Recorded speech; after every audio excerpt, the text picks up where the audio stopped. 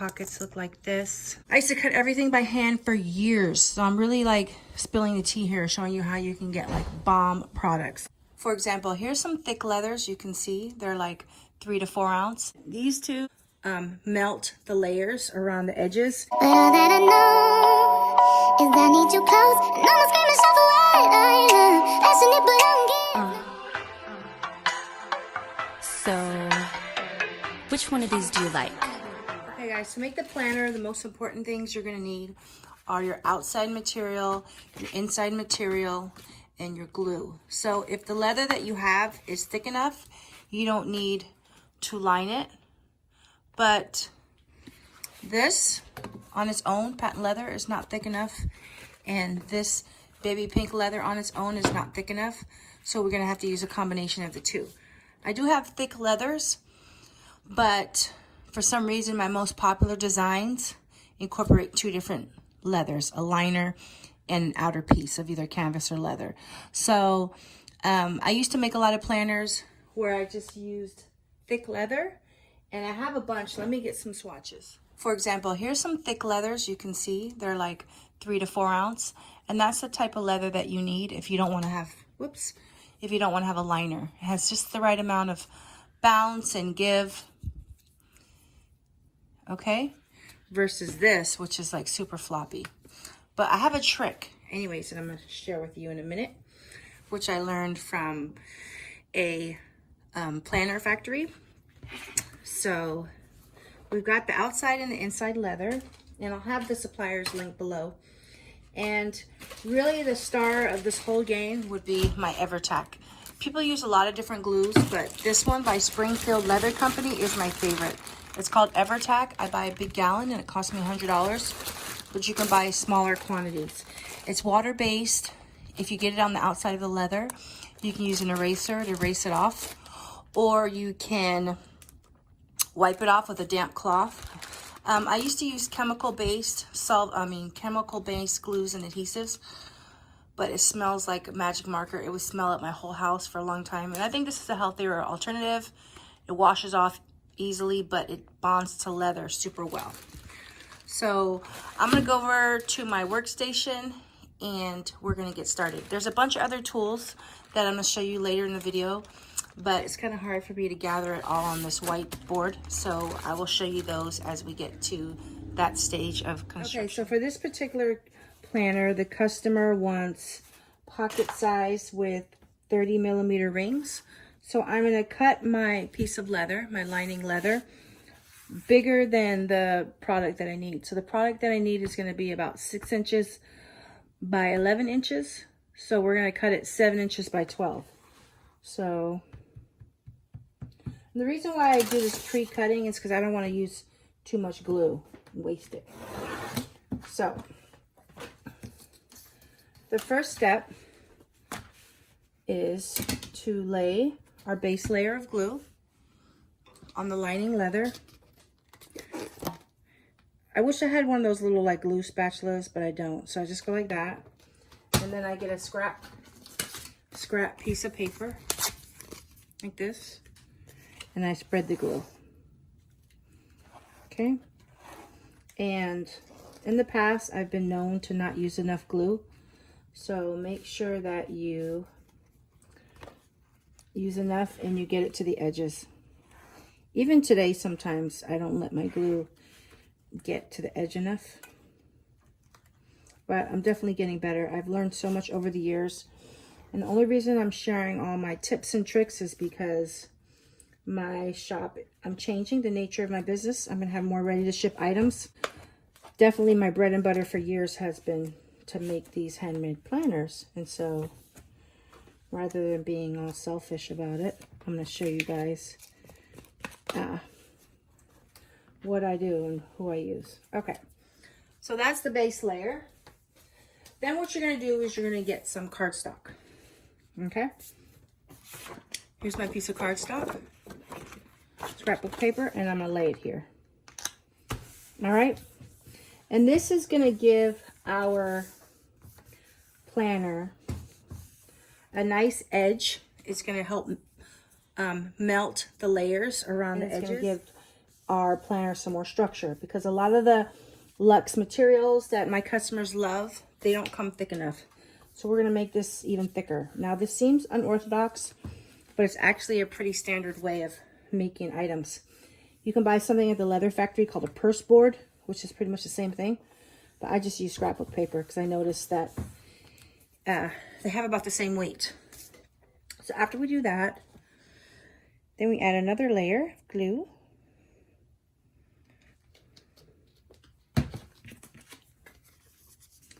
And we spread that. Now, if your paper's not wide enough, you could always combine two different, like say you were doing an A5 size and you needed a width of 16 inches.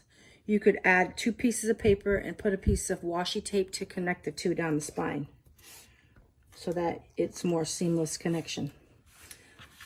Okay, so we spread this. Now at this point, I like to get like a wet wipe, because if I get glue on the outer portion of my material, I can quickly scoop it up. All right. Make sure it's all even, because the vinyl that we're using is not forgiving. It does show any bumps and stuff from underneath. So try to get it smooth like that. All right. Put it down. All right. Now you don't need to let this glue get tacky or anything.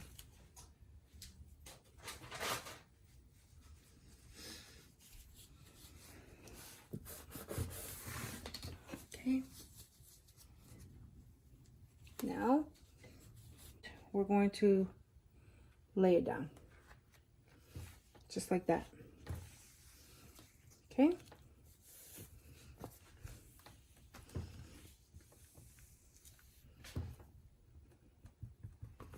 Yeah. Okay. Now we're going to let this sit for a good 10 minutes. And then we're going to trim it down. All right, so at this point, I'm going to flip it over. And this is how I'm going to do my trimming. Since the leather is smaller than this size, I want to use this as my guide to trim, to make sure that I don't accidentally think, you know, I don't accidentally trim it to here when the inside leather only comes to here. So there's different types of tools, cutters. Some use rotary cutters. My mom only used these because these are safer. But I like to use a, what's that called? Box cutter.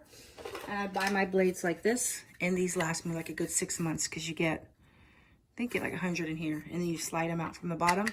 So the most cost-effective way for me are to use these two products.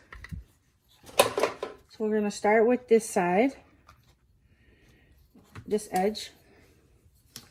I'm just going to slice it down. So pocket with 30mm rings should actually be 5 3/4 by 11. If you're just making pocket size, it's 5 3/4 by about 9.5 or 10. See how I got glue? I'm going to have to wipe it quickly. There we go. Now when you have scraps like this, you can use this to make your strap. So now we're going to do something different. I'm going to show you guys how I make my straps. All right, I used to cut my pockets by using templates, by using wallet templates that you can purchase on eBay. Like this template, you run the knife along the inside, it makes the card slots, or you can make different card slots with these shapes. But I've gotten a little more advanced, and I purchase custom made dies. And I actually purchased these off a company called AccuCut. I used to cut everything by hand for years, so I'm really like spilling the tea here, showing you how you can get like bomb products. Okay, so this is my design, heart pockets. I have them in different sizes.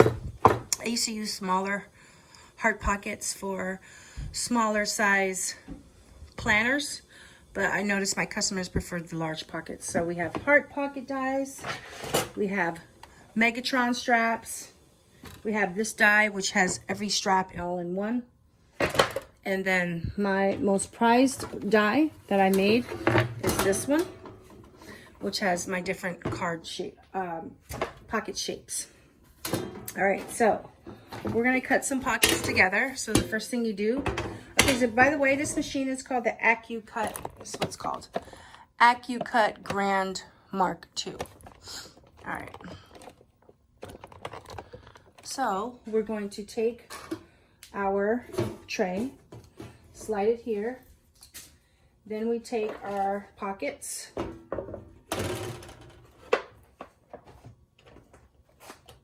And I know I'm gonna need this pocket layout. So I just lay it there. I put this on top and I roll it through. I already have my straps made, so I'm not gonna go through the strap cutting process. I cut my straps by hand for years. You could definitely do that. But, you know, this is how I like to do it. So I got my pockets cut. So you're going to do the same thing with your straps. And the particular planner we're making today has a French bow. So rather than cut a big strap, I cut a thin strap because that goes better with the design. All right, so I pretty much have all my pieces cut out. I have my strap, which we still need to paint around the edges. I have my masterpiece, which is for pocket 30mm rings. I have one of the pockets that I'm going to use to layer my card slots on. I have my secretarial pocket that we're going to cut out. I have this piece that's going to go on top of the secretarial pocket. I have this piece that's going to be our cover for our stacked pockets. And I have my bow design. So this part is optional, but this is one of my looks that I've created since, I don't know, 6 or 7 years. So I like to put that on top of the cover like this with the strap.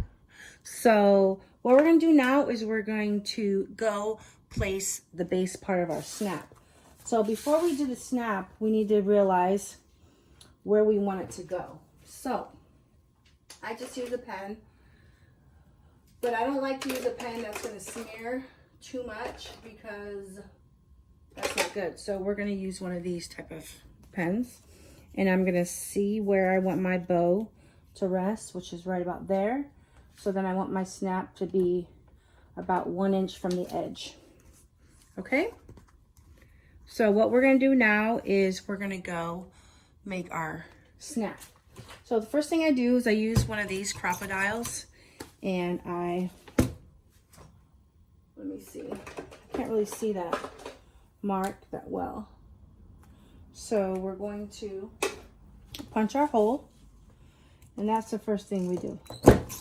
So we have our hole, and mine is a little dull, so it didn't go all the way through. Now you look right here and you can see the shiny glue bits. All you need to do is take a good eraser, like a white eraser. This is a magic rub, and we're going to erase the glue, and it's going to come right off. That's why I like water-based glue, because it's very forgiving. And even if you have like a Gillio or a really nice planner and you see some glue, take a white eraser and just erase it. It should come off. All right. So let's go over to the snap station, and I'm going to show you guys how we do it. Okay. So there are different size snaps. I've spent a lot of money trying to get this stuff right, and so I'm going to share it with you guys. Okay, so this is 15mm snap button piece. This is 12.5mm snap button piece. And this is a 10mm snap button piece. I use all of these different sizes. My favorite size to work with is the 12.5mm snap piece. But since the rings that I have that are 30mm are only in silver, I'm going to choose coordinating snap, which will be, let me put this stuff away. I'm going to use coordinating snaps in silver. Now I get these custom made. I'm not going to share my supplier because then everybody will be walking around with bows on their snaps, but you can do your own research. So I am going to link a supplier that sells basic snaps though for you. So I have these 15mm snap buttons. So the snap buttons come with the top. Okay, and then they come with this part. That's one unit. And then they come with these two, which are another unit. Okay, so you have 4 pieces for your snap component. You have all those 4 pieces. Okay, and we're going to set the snaps now. So the next thing I should show you are the snap die components. You get these 2 to go for 2 of the snaps I showed you. And then you get these 2 pieces that go with the other snaps that I showed you. So the difference is, you can see between the sizes. Let's see. All right, so for example, here's a 10 millimeter die versus a 15 millimeter die. So these will adjust according to the size of your snap. So first thing we can do is we can put the snap on the strap. Okay, I already stitched around the edge. I don't stitch all the way to the end because this is going to be tucked under a pocket. So I just stitch around the edge just like that. And I get the snap.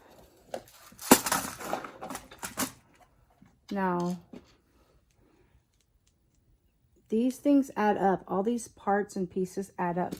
So I try to keep everything in the right place. All right, so this is going to be our first thing. We're going to move it this way. Ah!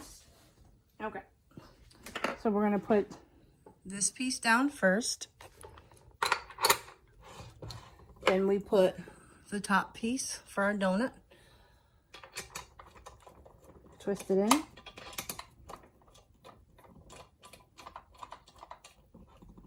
Lay it down. And press. Now this piece is worth its weight in gold. Like I said, everything will be linked. Now, the problem with having bows is that sometimes the bow is crooked. So I have to take a plier and adjust it there. All right. So the next portion of the snap is the same concept. We take this piece right here with this matching piece, and we put them in our little hand press. So I'm gonna add this part to here. You would add it to here. But since I'm doing a layering effect, mine is a little more challenging. So you put this piece in like that. Then I put these 2 pieces. Then I put my top piece and I press. So I'm gonna do that and come right back. All right, we are cooking with gas. Excuse the mess. I decided to remake it because I liked it better when the snap was a little bit further down. So now we have our planner. Oh my gosh, please, I hope my phone doesn't die. We have our coffee. I was about to say we have our coffee. We have our bow. So now, what we need to do, let me get in a little tighter, is, sorry I don't have a pretty background, but, all right, a workshop is a workshop. Okay, so we need to make a line to where our strap's gonna go so that our strap's not all wonky. And this is where I use my favorite double-sided tape. And just put a little tape there. Peel it back. And then we place our strap. Now, sometimes it's hard to know how far from the edge the strap needs to be. So we're going to place it temporarily like this. And then if we need to cut this a little shorter and push it to the left a little bit, we will. So now we're going to get the pockets going. So we have our main look, right? So you would just have a traditional strap. I have a strap like that. We got our look. Now I'm going to make a secretarial pocket with your blade, no problem. Whoa. Thing about this vinyl is very slippery. I mean, like extremely slippery. All right, so let me just fix this. It's hard because the camera is like in my way. I had the camera on a better angle before, but I don't remember how I had it. So I'm just going to slide it like this. I want to make sure that this edge is to the measuring line. So everybody really needs to get a cutting mat with measurements. All right. Now I'm just going to clean up this edge. This patent leather is super slippery.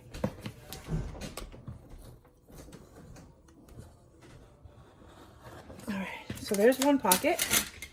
Okay, we're going to stitch around the side. Now this next one, so I designed these pockets. You're going to have to get creative and come up with your own pocket style. 1, 2, 3. But the main idea is to have the pocket layers have a t-shirt shape. So I put the double-sided tape there and here.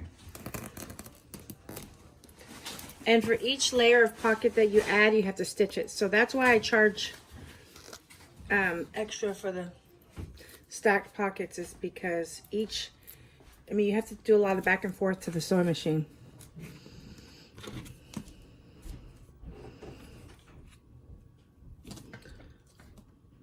So then I'm going to stitch here. Then I'm going to come back to I'm going to place this. I'm going to stitch here. And then I'm going to place my last one and stitch along the line. Okay. Now I'm going to place this one here. And then I'm going to go stitch here. All right, so the last step is to place the bottom piece on top to hide all of these indentations. The reason why there's a t-shirt shape is because you want it to have a slim profile from the side.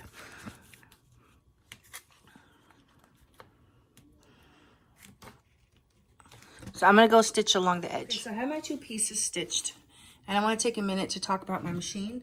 This is a walking foot machine. I recommend sewing leather. You get a walking foot machine. There's a lot of good brands. There's Juki, there's Conseil. You can buy a good used one for maybe like $1,000. I paid 2 racks for this. I kind of overpaid, but I didn't really do my research. But yeah, walking foot machine definitely is what you need to sew leather. You can use a Singer heavy duty machine and sew a bunch of vinyls, but if you really want to get into sewing leather, I recommend a walking foot machine. Also, the thread, I get 138 or 69 as my thickness. I used to love the even thicker thread, but my machine doesn't like when the thread is too thick. But the thicker thread does give you a cuter look. This is only a 69, and it's okay. I do like the 138, the level up in thickness better. But yeah, so now we're going to assemble our planner. We're pretty much done. All right, I forgot to mention I am the woman for rings. Any size rings you want, I have. I have A5, I have gold 30 millimeter. I have A6 rings and 25 millimeter. I have pocket rings in 20 millimeter, and I have pocket rings in 30 millimeter. I don't sell these, I keep these for myself. But all the other sizes you see here, I sell.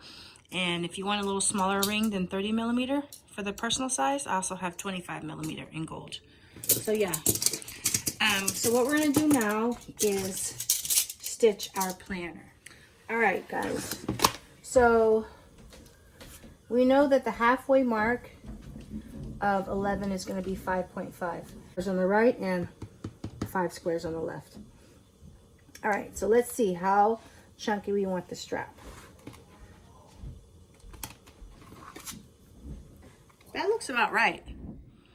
All right, so now what we can do is we can add our pockets. But make sure before you add your pockets that you trim the threads. So I'm gonna trim this one. All right, so this is the best part of all, the time to assemble and stitch around the planner. So I like to use a double-sided tape like this. And actually, we don't even need to paint the edges because everything is pink. I usually like to paint the edges when there's like 2 conflicting colors. But for this one, everything is pink. We don't need to paint the edges and the vinyl, it's not going to fray. I mean the patent leather. Sometimes vinyl does fray, but this patent leather is not going to fray. So the next piece is our stack pocket, and we're going to line that up.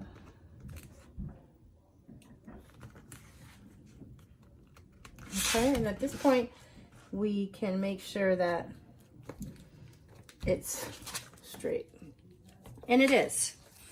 So for this part right here, we're going to need to trim the edges. So what I like to do is I just take my ruler, I go along the whole top length,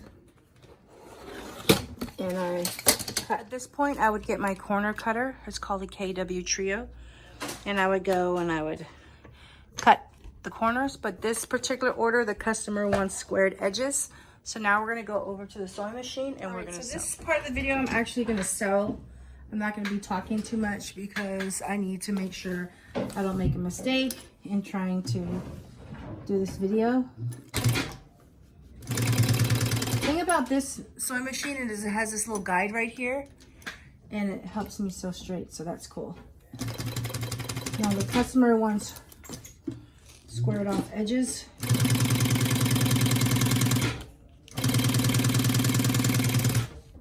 Try to lift the bow up.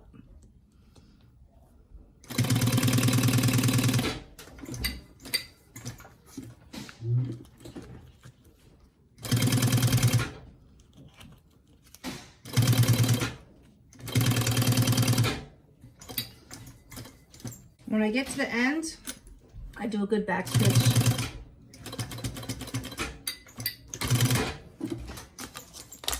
And we are done. Okay guys, here's our finished planner. The pockets look like this. Okay guys, so our planner is beautiful. And at this point, what I'm gonna do is I'm gonna go ahead and paint the edges. So I have my paintbrush, and I'm gonna get to painting and I'll come right back. All right, the planner is done. The edges are painted. Yeah, there's paint all over my fingers. Making planners is a messy process, but it's very rewarding and you can save a lot of money.